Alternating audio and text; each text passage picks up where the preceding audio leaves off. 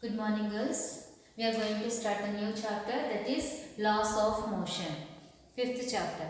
So see, first we will discuss the basic laws, that is Newton's laws of motions. We have already studied about these laws in our lower classes. Once again we will recall those. First you see the Newton's first law of motion.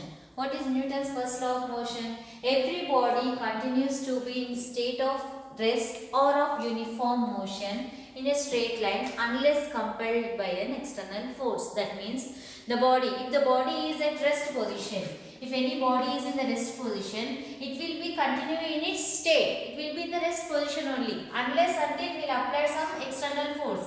If we are applying some external force, what happens? If you are pushing this object towards this direction, that means it is changing its position. That means it is not in the rest position now, it is in the motion. So unless and until we apply some external force, then only the object will move from that position. That means it will remains in its state of rest or in the uniform motion unless and until we applied an external force. That is Newton's first law of motion. And Newton's second law of motion.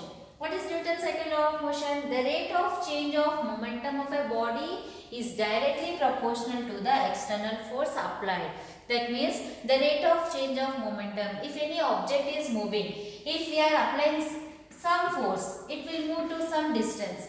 If you apply more force, what happens? It will move to some more distance. That means the momentum of an object is directly proportional to the applied force. If the force is increasing, the momentum is also increasing. These two are proportional to each other. And also we are having Newton's second law equation, F is equal to ma. Force is equal to mass into acceleration, momentum. This is momentum into acceleration. This is the equation for Newton's second law of motion. And Newton's third law of motion. We all know this very well. That is, for every action there is an equal and opposite reaction.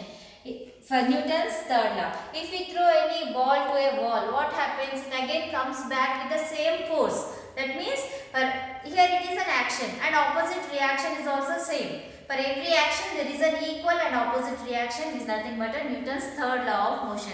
These three laws are very important in laws of motion. By using these three laws, we will derive the equations and also we will discuss other topics based on these three laws.